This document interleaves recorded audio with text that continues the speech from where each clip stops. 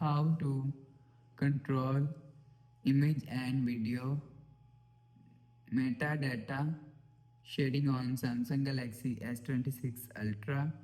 So let's start the video. First of all, go to app library. Now here, so click on gallery app. Now here, so click on picture. So after click on folder, so if you want to share metadata, so click on this three dot icon and click on select. So you will select pictures from here and click on this share option. So after click on share, so click on this option icon.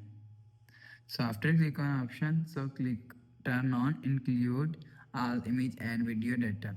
So after turn on this button, go back and click on, you will select photo, messages, Facebook, WhatsApp, notes, TikTok, reminder, maps and more app from here. So if you want to quick share, so click on quick share.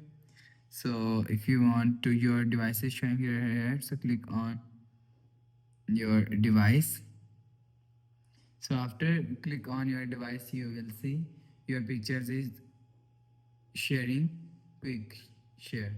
So after the process, go back to home screen, refresh phone. So that's how you can control image and video metadata sharing on Samsung Galaxy S26 Ultra. So if you like the video, please subscribe. Thanks for watching.